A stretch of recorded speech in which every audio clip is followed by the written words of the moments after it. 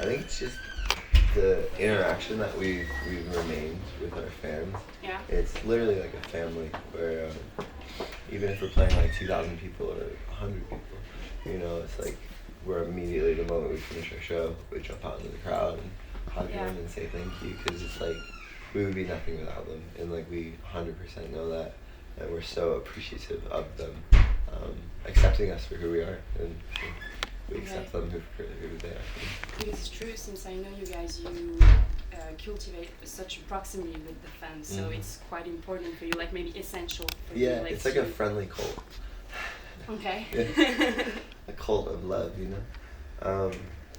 I think the highlight though of this tour so far was Amsterdam.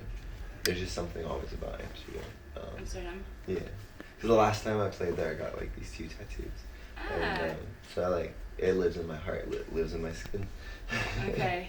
Do you take some time to visit sometimes the cities that you're in, because like it's quite condensed until right now? I've spent a lot of time in Paris. I've spent, while we're not on tour, Remington and I, before this tour actually, we were filming a short film. Okay. It's like loosely based around Cain and Abel, like the Bible story, the first ever murder. I killed Remington. It was a nice vibe. Okay. But we were in Mont Saint Michel for that, and then we went to Chambord, Chateau. Chambord, yes. Yeah, you say it way better. And that was cool until we got food poisoning. But Okay, so it's like time for you also to relax, or what do you do to refocus on I think yourselves, like during such a tour? Because we were on tour for 4 years. Like we were homeless, and then we toured for 4 years because we didn't have a place to go. So we were just keep going, And then we took like 4 months off recently, and it was weird for all of us. Like we didn't know how to exist in normality anymore. So like being back is really nice, and yeah, I love it. I think this is our home, And when we take time off, like I don't know how to vacation. I don't know how to be calm anymore. All I know how to do is like create art and play shows. That's kind of it. That's quite a nice life. It's not too bad. My whole life has been an art project. My mom would always take me out of kindergarten and shit, and she was an interior designer, and she would just let me like pick out the paintings and stuff, and so like my whole existence has been an art project. So. Yeah, and also all the visuals, the looks are really a huge part of important part of the offer of Palaye Royale. Yeah. And also it seems like in the description of the band on Facebook, you call Palaye Royale as a new artistic movement. So do you think now the aspect of creating something full around a universe, an image, an experience, a full experience, do you think it's important today for artists to focus on this dimension so far, or obviously alongside music? Yeah, I think that's always been my role in this band, is to kind of take it further than what most musicians could. Like I have all the love and inspiration from romance. I feel like Gerard Way specifically opened up this door for bands to be able to be art bands again, and for like it to be publicly accepted. So for the past like 7 years, ever since we started Morning Light, I've had this concept of like the music videos that we've been telling and the comic book that I've been writing. I've been drawing a comic book with one of my fans. We've been working on it for like a year and a half. We hand do every single page. I thought it was so important for me to create this alternate universe that our fan base can escape into, because like I created that world out of like pure necessity of like being in this world was too painful at that moment in life. So for me to be here, I had to create that alternate reality, and like I live in that other world, and like I am in that world. And once we release the comic book, it's kind of like opening the doors for all the families that come in. So right now it's special because I get to exist in that world alone, but I'm excited to open it because this world can be fucking awful, and like what right we now. have to do right now, it's just getting worse and worse. Yeah. And it's so easy to focus on the negative and to be bombarded by the negative, and it takes out your energy and like the pureness within all of us. And social media and phones, it alters your thinking to be something you're not, and that's the worst thing in the world. And this whole like movement of the bastards and the gas mask is a representation and symbol to remain true to your individuality. because it's a fucking toxic world we is existing. Hmm. Yeah, it brings me to my next question, because last October when you released Hang On to Yourself, you said that it was the new era for Palaye Royale. So it kind of followed this idea of rebellion, or to create something that's not concerning the world that we are right now, like very fucked up. Yeah. And You gotta protect yourself. Yeah. Because we all have that energy within us, consciousness or love or whatever you want to look at it or call it. It's like we all have that, and if we focus on that, this world can be better, and you can feel better as a human being.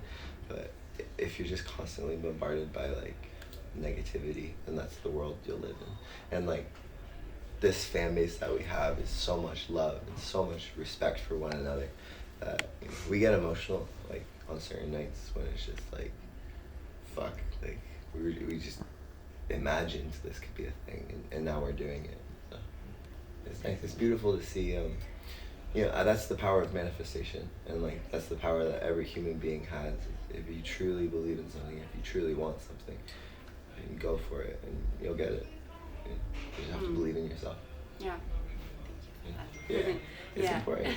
Very because important. there's not a lot of people that will help you out, and like when we were growing up, there wasn't a lot of people that were like trying to help us. They were trying to hurt us, and trying to not have us around. And I think now that the position we're in, I use this platform to, like, we have a newspaper coming out. It's like revived from the newspaper I did like 3 years ago, and it features fan art and fan poetry and philosophy. And I think it's important for me to give a platform for all these incredible artists to be featured and acknowledged and appreciated, because the world won't do that. So. Yeah. But this band will, So. That's cool. People can rely on you then. Trying. And as you said, lots of problems and plagues now are addressed in music. Do you think that your music also can address these plagues and become a new way of protest, like a new form of protest, and just to convey some messages? And obviously we are kind of a rebellion band.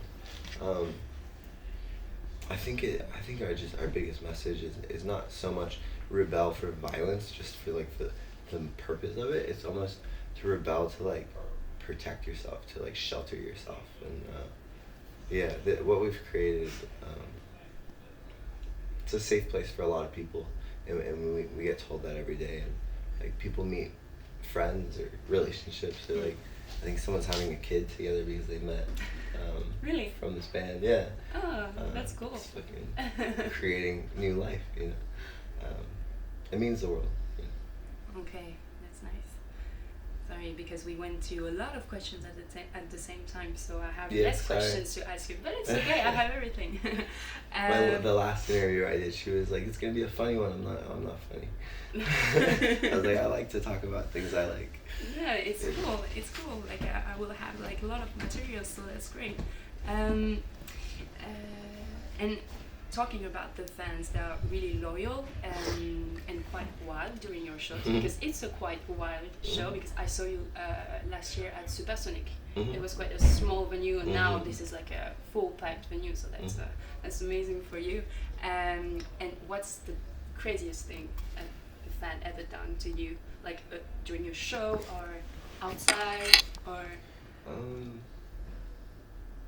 in Amsterdam there was like mosh pits every single song, and we don't really play mosh pit music, but seeing that happen was really cool, because it's just like, it wasn't like a mosh pit of people trying to hurt each other. It was just like kids just having fun, just like Sugar Rush, that's what it looked like.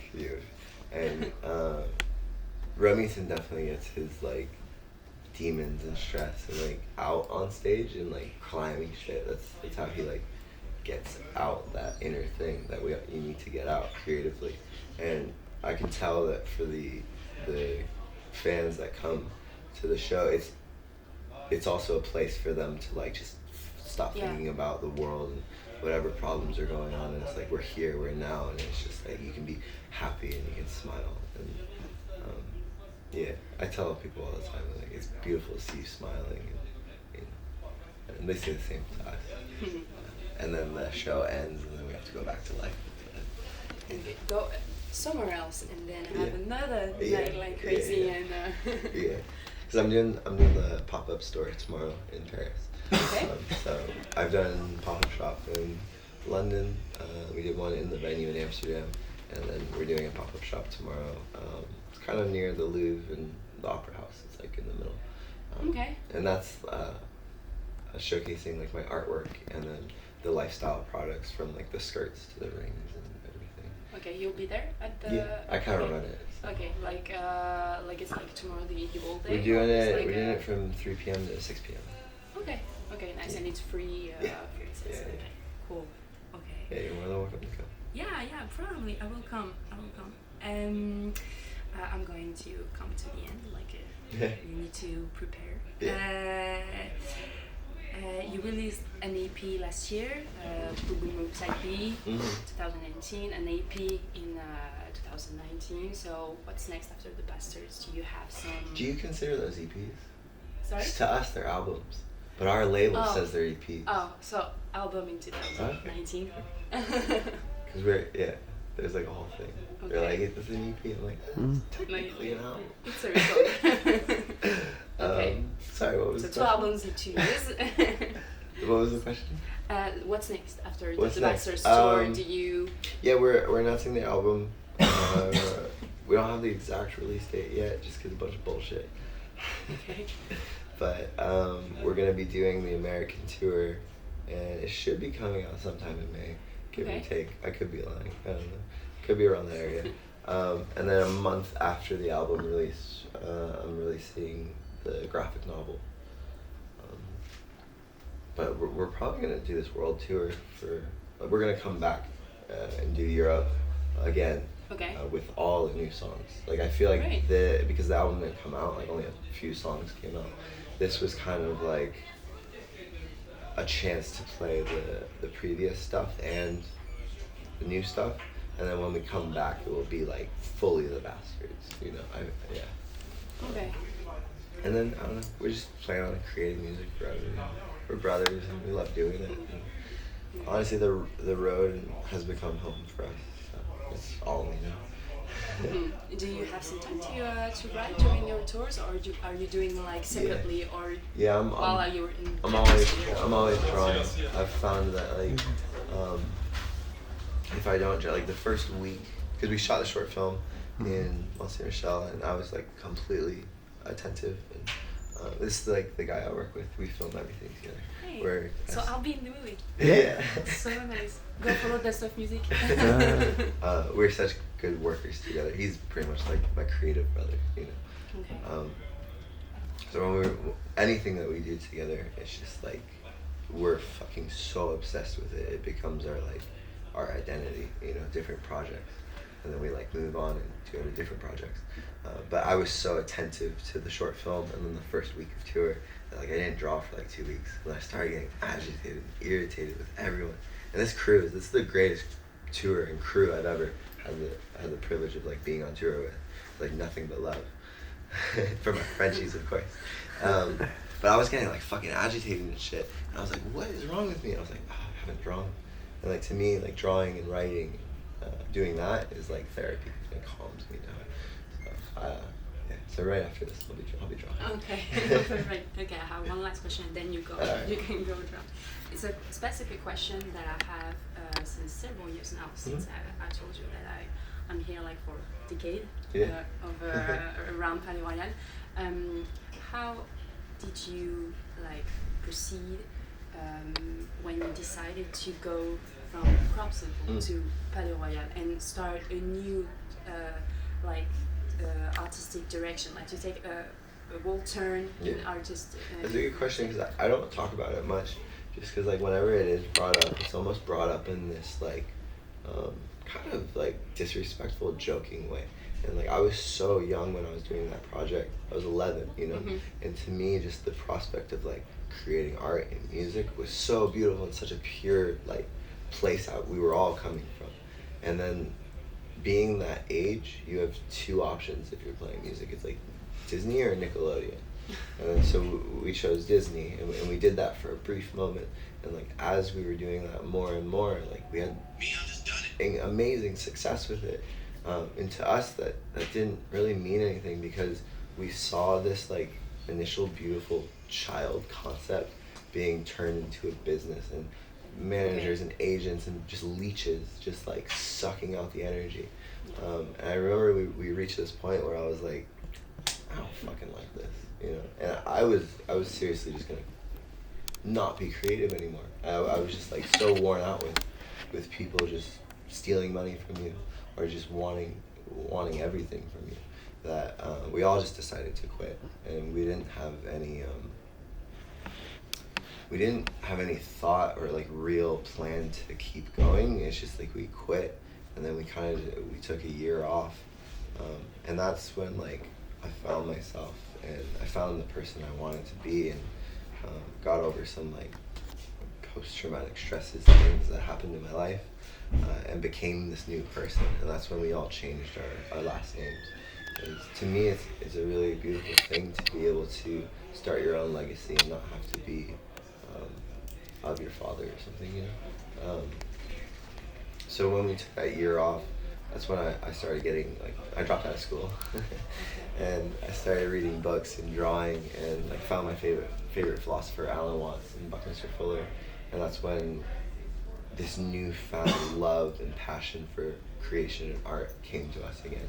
And that's why we're so fucking stubborn now, because like you have to have walls up, and if you don't have walls up, it will be taken over like immediately, because it's a vicious world, you know, especially the music industry. Yeah. You know, so we're doing our absolute best to remain as true to ourselves as possible, and if we feel like that gets taken away, then we'll do the same shit, disappear and come back. Okay, perfect. Thank Well, you. that's a perfect way to end an interview. Yeah. And Well, then thank you. What was your name again? Emma. Nice to meet you That was too. nice to meet you. I appreciate it. Yeah.